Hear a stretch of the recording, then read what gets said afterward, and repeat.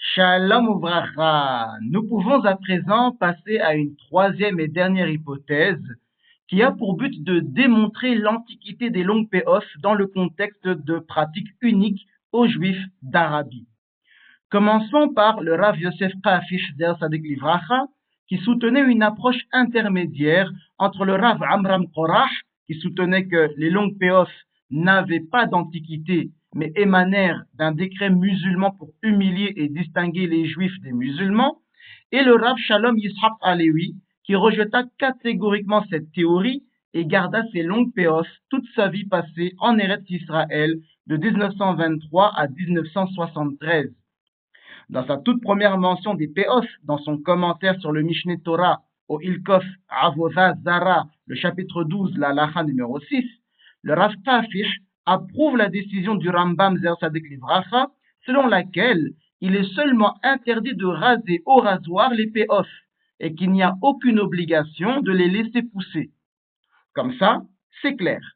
Mais quoi qu'il en soit, le Rav Kafish rejette lui aussi catégoriquement la théorie de Rav Amram Korach concernant l'origine des longues payoffs des Thémanim et affirme, au contraire, il s'agit d'une coutume très ancienne, prédatant l'influence sabbatéenne et le décret de l'imam Ismaïl en 1667, dont nous avions parlé dans la vidéo précédente. L'argument principal de Rav Kafish est basé sur une interprétation du mot sisif ou sissa, qui apparaît dans le Mishneh Torah au Ilkof Pesoulé Amukdashin, le chapitre numéro 1, la halacha numéro 7, que vous avez à votre écran, à propos d'un Kohen Gadol qui a accompli un korban à l'intérieur du Beth Amikdash. Comme je l'ai marqué en rouge, le Rambam tranche ceci. Ve'afilu haya ha'ovev kulo bifnim, ve'sisifo bahus, avodaso pesula. Même si le fidèle était entièrement à l'intérieur alors que sa sisif était à l'extérieur, sa avoda est invalide. Le Rav Kafish comprend ainsi le terme sisif ou sissa comme se référant à une PA de la tête et en conclut que, déjà à l'époque du Baïf Sheni, les Juifs ou certains Juifs avaient coutume de laisser pousser leurs payoffs très longues. Certains ont tenté de contre-argumenter en affirmant que le terme sisif ou sissa pouvait très bien se référer à une mèche frontale ou à toute autre coiffure, pas nécessairement aux mèches latérales. C'est vrai, sauf que nous avons un précédent biblique où le terme sisif désigne clairement de longues payoffs latérales, d'après l'avis presque unanime. Il s'agit d'une vision du prophète Yehezkel, alayhi wa shalom, au chapitre 8, le verset 3, où il déclare ceci. ויהי בשון השישי, בשישי בחמישו לחודש, אני יושב בבבי, וזקני יהודו יושבים לפונוי, ותיפול עלי שום יד אדוני אלוהים. בוא הרב, הנה דמות כמרש, ממראה מאזנו ולמטו אש, ומאזנו ולמעלו. כמראה זוהר כן החשמלו. וישלח תבנפיון ויקוחני בסיסית ראשי ותסעודי רוח בין האורס ובין השמיים ותובע אותי ירושלים במרוב אלוהים על פתח שער הפנימי ופונה סופונו אשר שום מושב זה מעלגינו המגנב. Notez en outre que le Talmud, dans la Maseref Nida, au DAF 52a, interdit aux Juifs, pour des raisons de Avodah Zara et afin de ne pas imiter les pratiques des non-Juifs, d'avoir une coiffure appelée Belorif, qui signifie touffe ou mèche, qui est donc interprétée de deux manières, soit comme se référant à une coiffure par laquelle on rase les côtés de la tête et on laisse une grosse touffe de cheveux sur le haut, ou comme le fait de laisser pousser à l'avant une longue mèche de cheveux. Cela disqualifie la thèse selon laquelle le terme sisif pourrait désigner, dans le contexte de la halakha du Mishneh Torah, une longue mèche frontale. Sisif désigne donc bel et bien une longue mèche latérale, exactement comme les sisios que nous portons sur les quatre côtés latéraux d'un vêtement.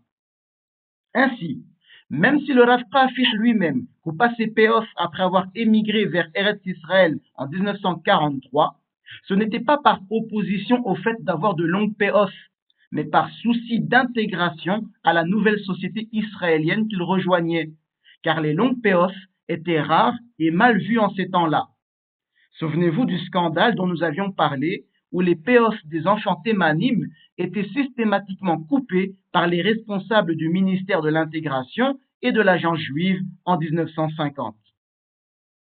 Les chercheurs sont également parvenus récemment à faire un lien entre les longues péos des thémanim et les coutumes des juifs de l'Arabie pré-islamique, dont nous avons connaissance grâce à des sources arabes et des découvertes archéologiques. Mais il nous faut d'abord réexaminer une certaine expression biblique négligée, liée à la question qui nous occupe. Comme nous l'avions déjà indiqué à plusieurs reprises, toutes les sources juives, y compris le Rambam, s'accordent à dire que la miswa interdisant de raser les péos de la tête visait à distinguer les juifs des non-juifs. Il s'agit d'un acte de distinction parmi une longue série détaillée dans la Torah.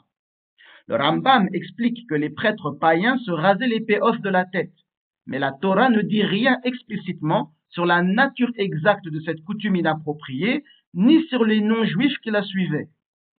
Pour savoir qui sont ces païens qui avaient l'habitude de raser leur tempe, les péos arosh, nous devons nous tourner dans le livre du prophète Yirmiyahu alayhi wa shalom, qui mentionne à 3 reprises, au chapitre 9, le verset 25, au chapitre 25, le verset 23, et au chapitre 49, le verset 32, les Kessousé PA, une expression mal comprise par tous les exégètes juifs classiques, désignant les nations qui habitent aux abords du désert. C'est assez surprenant de constater cette erreur, car la première interprétation des prophètes, la traduction araméenne attribuée à Yonasan ben Uziel Zeher Sadik Livracha, rend cette expression dans ces 3 occurrences par Makefe Pata, exactement en accord avec le verset thoraïque Lotakefu Pe'as Roshechem. Toutes les traductions anglaises anciennes de la Bible, comme la version King James et la New King James Version, suivent l'interprétation juive erronée.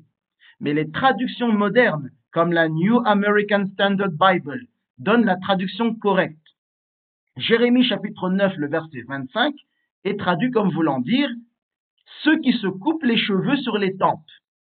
Jérémie 25, le verset 23, est traduit par « ceux qui se coupent les coins des cheveux ».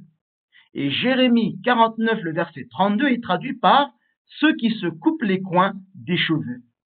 Ainsi, toutes les nouvelles traductions chrétiennes anglaises de la Bible ont compris que l'expression Kessousé PA se référait à des peuples dont la coutume était de se raser les tempes, de se raser les péos arosh, exactement comme l'avait traduit Yonasan ben Uziel.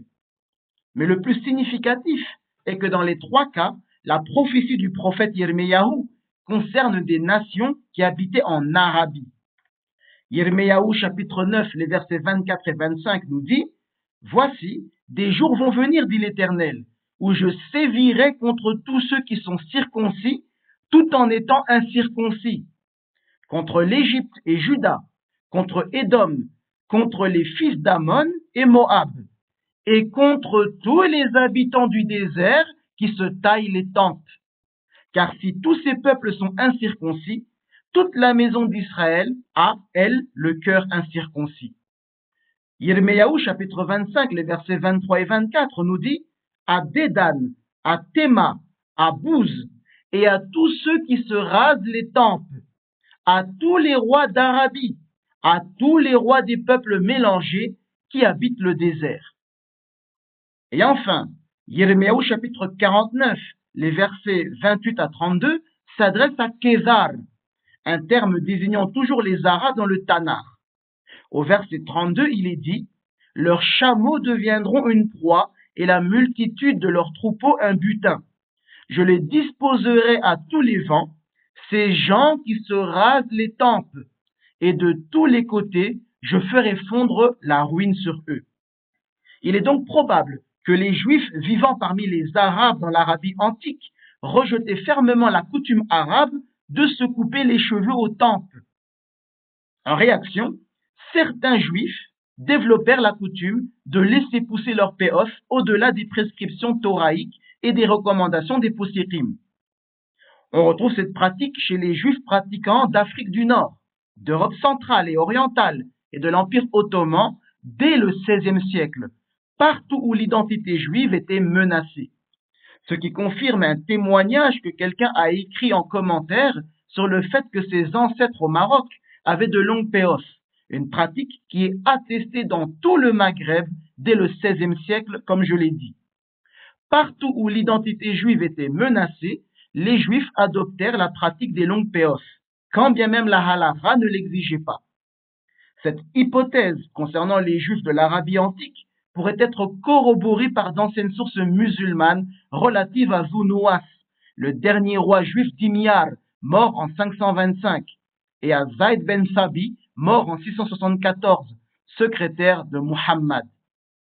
Dans la tradition arabe, le roi Yosef, Yusuf As'ar Yaf'ar, mentionné dans des inscriptions, portait 3 noms différents.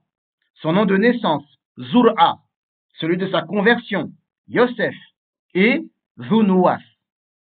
Ce dernier nom s'explique ainsi d'après de nombreuses sources musulmanes que j'affiche à votre écran. On dit qu'il était appelé Zunouas en raison des 2 mèches pendantes qu'il portait sur la tête. La coutume de laisser pousser les péos est mentionnée dans plusieurs sources musulmanes concernant les juifs et les non-juifs de Médine, Yathrib, grand centre juif, et de ses environs, durant la première génération de l'islam. Zayd bin Sabit fut chargé par le calife Othman ibn Affan de réviser le Coran officiel, ce qui provoqua la colère de 2 autres sahaba de Muhammad, Uban ibn Qab et Abd Allah ibn Masoud.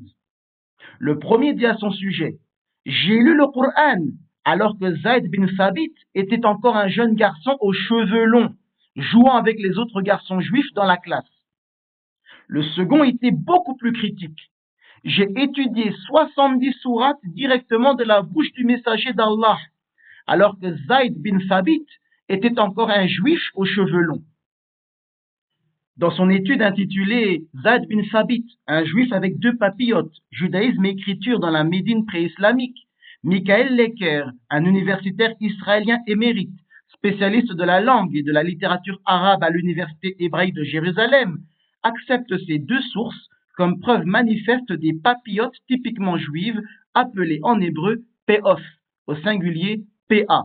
Fin de citation. Cela montre donc que déjà à l'époque de Muhammad, les juifs de la région étaient connus pour arborer de longues péos, comme Zayd bin Sabit, qui devint le secrétaire de Muhammad. À l'époque de l'avènement de l'islam, laisser pousser ses péos n'était pas nécessairement un signe d'appartenance au judaïsme, mais plutôt une imitation, surtout chez les jeunes, des juifs de l'époque. Michael Lecker note que l'expression « Wallahu zu abba » signifie « lorsqu'il était jeune garçon ». Ibn Masoud, qui appelait sarcastiquement Zayd bin Sabit Yahoudi en raison de ses 2 longues péof, portait lui-même 2 mèches d'afiratayn derrière les oreilles. Cette imitation de la coutume juive était répandue parmi les Ansar, groupe auquel appartenait Zayd. Dans les années qui suivirent la mort de Muhammad, certains jeunes garçons musulmans laissèrent pousser leurs péos, ce qui provoqua la fureur d'Anas bin Malik. Lorsqu'il en vit un, il lui ordonna de se couper les péos, car, dit-il, c'était une coutume des Juifs. Enfin, une preuve étonnante étayant notre conclusion selon laquelle les Juifs du Yémen avaient coutume, depuis l'Antiquité, de porter des péos, a été récemment mise au jour grâce à l'archéologie. Le professeur Paul Yuli de l'université de Heidelberg mentionne un buste présentant un vestige de péos attaché à la partie inférieure d'une joue, au-dessus d'une courte barbe partant du dessous de l'oreille. L'autre joue n'est que partiellement visible. Le front, en revanche, est glabre et les cheveux ne commencent qu'au milieu du crâne. Rien ne permet de contredire l'hypothèse qu'un juif soit représenté sur cette sculpture. En conclusion, la loi thoraïque du Sefer Wayikra interdit de se raser les cheveux sur les côtés de la tête au rasoir, mais autorise la coupe au ciseau. Cette pratique fut établie afin de distinguer les juifs des non-juifs, comme l'expliquent les Chachamim et le Rambam. Le prophète Yirmiyahu mentionne à 3 reprises la coutume de se raser les côtés de la tête, et toujours en référence aux nations et tribus d'Arabie. Certains juifs, soucieux de manifester leur stricte adhésion à la Torah et leur identité juive, ne se coupaient pas les cheveux sur les côtés de la tête et les laissaient même pousser en longues mèches sur les joues, parfois jusqu'aux épaules, se distinguant ainsi des Arabes qui, eux, coupaient les cheveux sur les côtés de la tête. Le Rambam critiqua cette coutume, la qualifiant péjorativement de coutume des masses populaires. Mais une découverte archéologique unique au Yémen atteste que les Juifs de cette région avaient également coutume de laisser pousser leur péof. Plusieurs sources islamiques anciennes nous apprennent que les Juifs de Yathrib, Médine, portaient eux aussi de longues péofs. Et même les non-juifs avaient l'habitude, en Arabie, de laisser pousser leur péof pour imiter les juifs, comme notamment Zad bin Sabit, qui, dans sa jeunesse, avait lui aussi de longues péofs. Sous l'influence de la Kabbalah lurianique et comme symbole de fortes aspirations messianiques, les adeptes du faux Mashiach Shabbethai Sevi Yemar Shemo Zichrono laissèrent pousser leur péof entre 1666 et 1667. Les Sabbatéens du Yémen, où cette coutume était connue depuis l'Antiquité, la pratiquaient avec plus de ferveur. Mais leur comportement audacieux envers les musulmans, considérés comme de l'orgueil, alimenté par leurs fortes attentes messianiques, provoqua une vive réaction du zélé imam zaïdite Al-Mutawakil Ismaïl. Il leur interdit de porter des coiffures élégantes et obligea tous les juifs à laisser pousser leurs péofs. Ainsi, les péofs qui constituaient à l'origine un signe juif d'appartenance au judaïsme, en hébreu simanim ou sayamin sous sa forme arabisée, devinrent par la suite un signe distinctif obligatoire pour les juifs protégés par l'imama zaïdite et reçurent le nom emprunté de zinar, au pluriel zananir, signifiant ceinture, car la ceinture était un moyen de distinguer les non-musulmans dans les royaumes musulmans à partir du 8e siècle. Les Juifs du plateau central du Yémen, sous l'autorité des imams zaïdites, portaient de longues péofs, tandis que ceux des autres régions du pays, où les relations étaient davantage fondées sur la tradition sociale tribale pré-islamique que sur la tradition musulmane zaïdite, se contentaient de péofs courtes, conformément au commandement toraïque. Après l'immigration des Juifs yéménites en terre d'Israël à partir du début des années 1880, la plupart d'entre eux se coupèrent les péofs, considérés comme un signe d'arriération. La décision délibérée des autorités israéliennes de couper les péofs des immigrants yéménites, en particulier des jeunes, provoqua une grave crise politique dans le jeune État d'Israël, et son premier gouvernement dut démissionner. Cependant, la plupart des Yéménites d'Israël ont abandonné cette coutume ancestrale, et l'image typique du Yéménite arborant 2 péofs pendantes a presque complètement disparu du paysage israélien moderne. Cette coutume ne subsiste que dans les milieux chassidiques ayant émigré d'Europe de l'Est. Mais de façon assez surprenante, on observe depuis peu un regain de popularité des péofs longues en Eretz Israël, notamment au sein de 2 groupes. Les fondamentalistes yéménites, nostalgiques du mode de vie traditionnel du Yémen, et les jeunes des collines de Judée-Samarie. Ce qui unit ces 2 groupes, socialement et politiquement, c'est la conviction profonde que les péofs à roche constituent un symbole unique d'identité juive, comme ce fut le cas pour de nombreuses générations par le passé. Voyez donc que ce n'est pas par décret des musulmans que les Thémanim ont commencé à laisser pousser des péofs. C'était tout simplement la coutume, la tradition ancestrale depuis les temps bibliques et y compris dans les temps pré-islamiques. Kol Tov, Hazak Uvarour.